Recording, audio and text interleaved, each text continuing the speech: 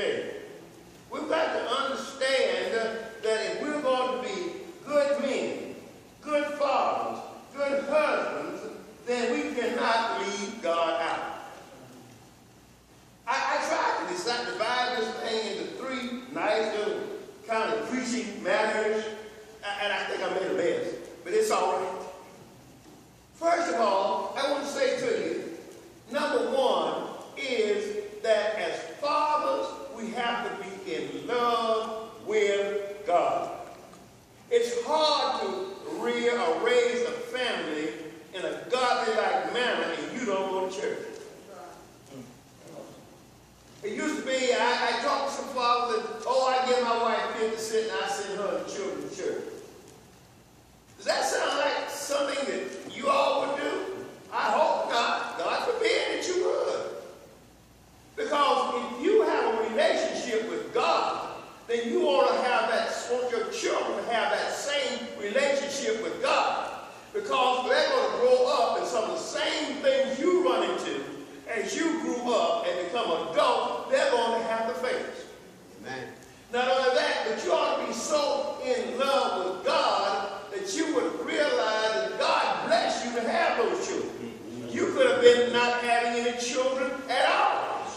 You ought to realize that God blessed you to be a father, not only to your blood children, but father to any child who needs a father to help.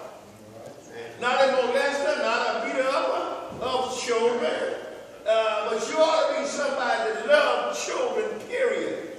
Reason why I love children so much, I done got so young, I know I'm going to step off the stage.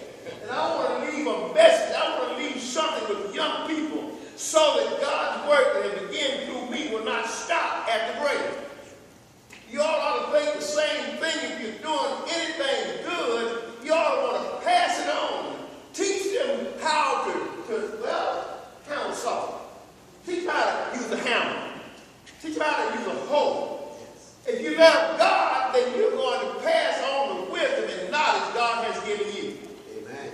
Point number two I want to make is you ought to love yourself. That's why so many fellas have fallen to alcohol and drugs. That's why so many men are just standing around doing absolutely nothing. Because if you love yourself, you're going to find some way to keep yourself busy. Yes. Because you realize and recognize that an idle mind is the devil's workshop. You realize and recognize the fact that if I'm sitting around doing nothing, I'm falling beneath my potential. You realize if I'm just sitting around doing nothing, then somebody's doing what I'm supposed to be doing, and when the blessings come down, they're going to get the blessing, and I'm going to miss the blessing. You got to know and understand that God put Adam to work. He didn't say, Adam, since you've seen, I don't want you no more. He didn't say, since you've fallen short, that's the end. But Adam, think about it. I made it possible for you to have a helpmeet. I made it possible for you to have a wife. Yeah. I took part of you. Are you going to not work and support her and neglect part of you?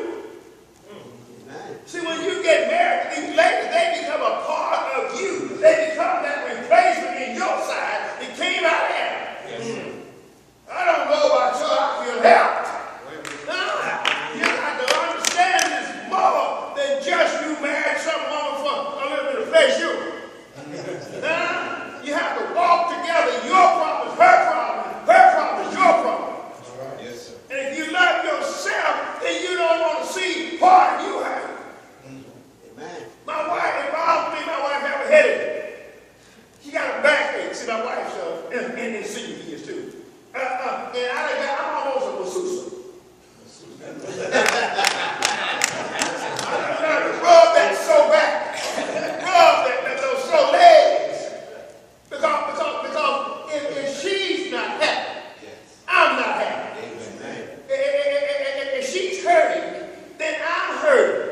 Because marriage and being a good husband means that you're no longer two, you're one. It means that if you love yourself as one, then that's around you is,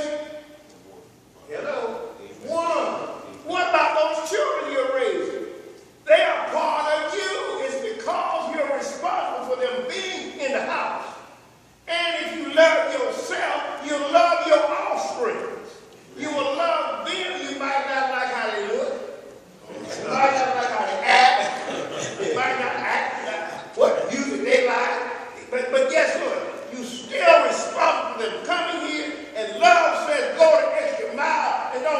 drop them just because they don't listen to you today, because they might need you tomorrow. Be there for them. Amen. No sense in divorcing and running out.